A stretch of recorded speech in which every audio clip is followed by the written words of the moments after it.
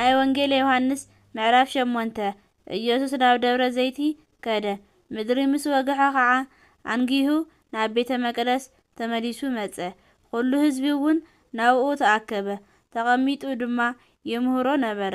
መምህራን ሕግን ፈሪሳውያን ድማ እንተትዝሙ ዝተረኸበት ሰበይቲ ናብኡ ኣምጺኦም ኣብ ማእኸል ደው ኣቢሎም መምህር እዛ ሰበይቲ እዚኣ ክትዝሙ እንተላ ተትሒዛ ከምዚኣ ዝበለ ከዓ ብእምኒ ተቐጥቂጣ ክትቅተል ሙሴ ብሕጊ ኣዚዙ እዩ።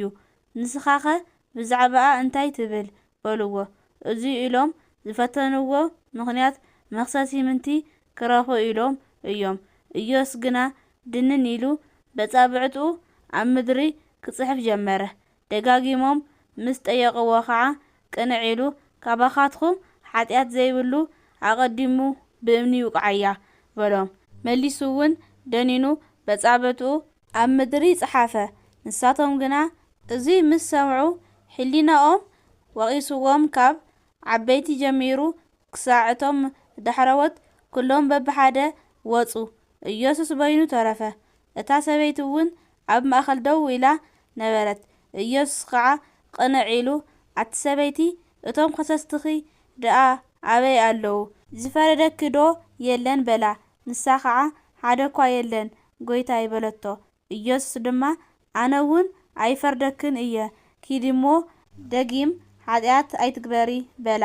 ኢየሱስ መሊሱ ኣነ ናይ ዓለም ብርሃን እየ፣ እቲ ዝክተለኒ ከዓ ብርሃን ሕይወት ይረክብ እምበር ብጸልማት ኣይከድን እዩ እናበለ ተዛረቦም።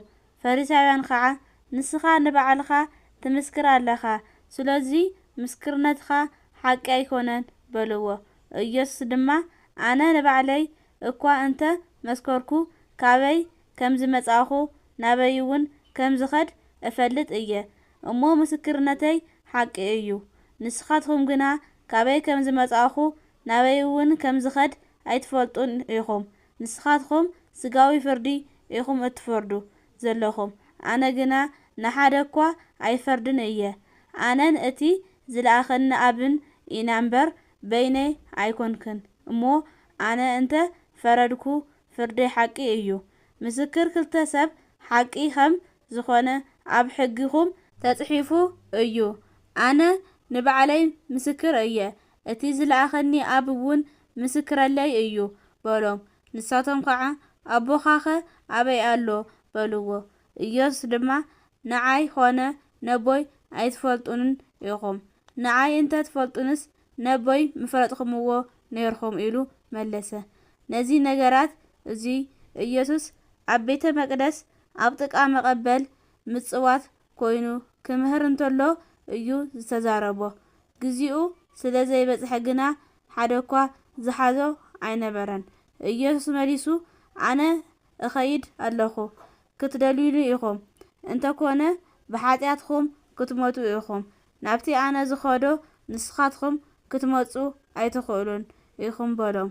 ሽዑ ኣይሁድ ናብቲ ኣነ ዝኸዶ ንስኻትኩም ክትመጹ ኣይትኽእሉን ኢኹም ምባሉስ ንባዕሉ ደኾን ባዕሉ ክቐትል ደልዩ በልዎ። ኢየሱስ ድማ ንስኻትኩም ካብ ታሕቲ ኢኹም፣ ኣነ ግና ካብ ላዕሊ እየ። ንስኻትኩም ካብዛ ዓለም እዚኣ ኢኹም፣ ኣነ ካብዚኣ ዓለም እዚኣ ኣይኮንኩን። ስለዚ ከዓ እየ ብሓጢኣትኩም ክትሞቱ ኢኹም ዝበልኹኩም።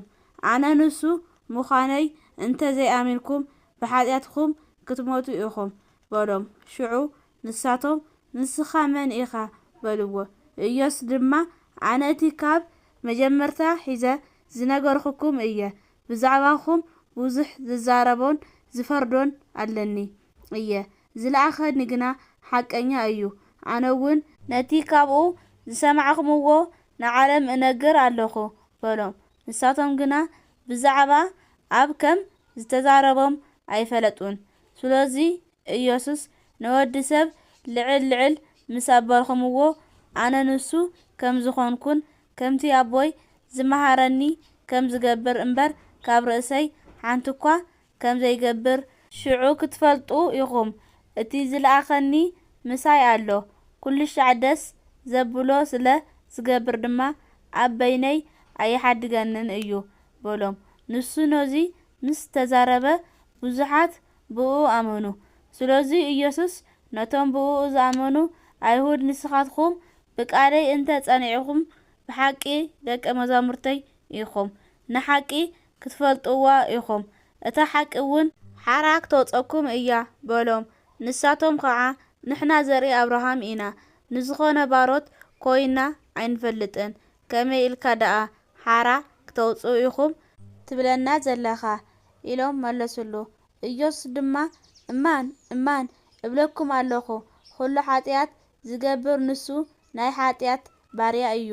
ባርያ ኣብ ቤት ንኩሉ ሻዕ ኣይነብርን እዩ፣ ውሉድ ግና ንኩሉ ግዜ ኣብኡ ነባሪ እዩ። ወልዲ ሓራ እንተ ኣውፃእኩም ብሓቂ ሓራ ዝወፃእኹም ክትኾኑ ኢኹም።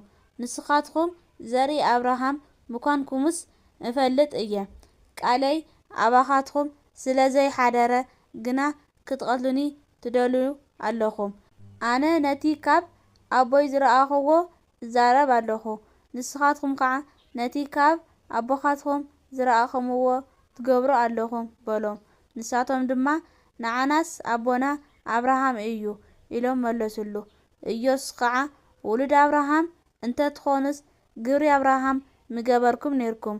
ሕዚ ግና ካብ እግዚኣብሔር ዝሰማዕኹምዎ ሓቂ ንዝገበርኩም ንዓይ ክትቆትሉኒ ትደልዩ ኣለኹም። ኣብርሃምስ ከምዚ ኣይገበረን፣ ንስኻትኩም ግና ግብሪ ኣቦኻትኩም ትገብሩ ኣለኹም በሎም። ንሳቶም ድማ ንሕናስ ብዝሙት ዝተወለድና ኣይኮናን፣ ሓደ ኣቦ ኣለና፣ ንሱ ከዓ እግዚኣብሔር እዩ በልዎ። ኢየሱስ ከዓ ኣነ ካብ እግዚኣብሔር እየ ዝወፃእኹን ዝመጻእኹን፣ ንሱ ልኡኹኒ እምበር ባዕለይ ኣይመጻእኹን። ስለዚ ኣቦኻትኩም እግዚኣብሔር እንተ ዝኸውንስ ንዓይ መፍቀርኩምኒ ነርኩም። ስለምንታይ ኢኹም ዘይረባይ ዘይተስተውዕሉ? ቃለይ ክትሰምዑ ስለ ዘይከኣልኩም እዩ። ንስኻትኩም ካብቲ ኣቦኻትኩም ዲያብሎስ ኢኹም፣ ድልየት እቲ ኣቦኻትኩም ክትገብሩ ኢኹም እውን እትደልዩ ዘለኹም። ንሱ ካብ መጀመርታ ቀታሊ ነፍሲ እዩ። ሓቂ ኣብኡ ስለ ዘየለ ኣብ ሓቂ ኣይጸንዕን እዩ። ሓሳዊ ኣቦ ሓሶት እውን ስለ ዝኾነ ሓሰት ክዛረብ እንተሎ ካብ ባዕሉ እዩ ዝዛረብ። ኣነ ሓቂ ስለ ዝዛረብ ግና ኣይተኣምኑንን። ካባኻትኩም ብኃጢአት ክወቕሰኒ ዝኽእልኸ መን ኣሎ? ሓቂ ዝዛረብ ካብ ኮንከ ስለምንታይ ዘይተኣምኑኒ? እቲ ካብ እግዚኣብሔር ዝኾነ ቃል እግዚኣብሔር እዩ ዝሰምዕ። ንስኻትኩም ግና ካብ እግዚኣብሔር ስለ ዘይኮንኩም ኣይትሰምዑን። ኣይሁድ ከዓ ሳምራዊ ኢኻ ጋኔን እውን ኣለካ ምባልናስ ሓቂ ዶ ኣይኮነን ኢሎም መለሱሉ። ሽዑ ኢየሱስ ኣነስ ነቦይ ደኣ ኣኽብሮ ኣለኹ እምበር ጋኔንስ የብለይን፣ ንስኻትኩም ግና ተቃልሉኒ ኣለኹም። ኣነ ክብሪ ርእሰይ ኣይደልን እየ፣ እቲ ዝደልን ዝፈርድን ግና ኣሎ። እማን እማን እብለኩም ኣለኹ ቃለይ ዝሕሉ ንዘለዓለም ፈጺሙ ኣይመውትን በሎም። ኣይሁድ ድማ ሕዝስ ጋኔን ከም ዘለካ ፈሊጥና፣ ኣብርሃም እኳ ሞይቱ ነቢያት እውን ሞይቶም፣ ንስኻ ግና ቃለይ ዝሕሉ ንዘለዓለም ኣይመውትን ትብል ኣለኻ። ካብቲ ዝሞተ ኣቦና ኣብርሃም ዶ ንስኻ ተዓቢ ኢኻ? ነቢያት እውን ሞይቶም እዮም፣ ንባዕልኻ መን እየ ትብል ኣለኻ በልዎ። ኢየሱስ ከዓ ኣነ ንባዕለይ እንታኽበርኹ ክብረተይ ከንቱ እዩ፣ ዘኽበረንስ እቲ ንስኻትኩም ኣምላኽና እትብልዎ ኣቦይ እዩ። ንስኻትኩም ኣይትፈልጥዎን ኢኹም፣ ኣነ ግና እፈልጦ እየ። ኣይፈልጦን እንተበልኩ ከዓ ከማኻትኩም ሓሳዊ ምኮንኩ ነይረ። ኣነ ግና እፈልጦ ቃሉ እውን እሕሉ እየ። ኣቦኻትኩም ኣብርሃም መዓልተይ ከም ዝርኢ ፈሊጡ ተሓጐሰ፣ ርኡ ከዓ ደስ በሎ ኢሉ መለሰሎም። ኣይሁድ ድማ ገና 50 ዓመት እኳ ዘይገበርካስ ንኣብርሃም ርእዮ ትብል ኣለኻ በልዎ። ኢየሱስ ከዓ እማን እማን እብለኩም ኣለኹ ኣብርሃም እንተይተወለደ ኣነ ነይረ እየ በሎም። ሽዑ ክወቕዕዎ እምኒ ኣልዐሉ። ኢየሱስ ግና ተሰወረ፣ ካብ ቤተ መቅደስ ወፂኡ እውን ብማእኸሎም ሓሊፉ ከደ።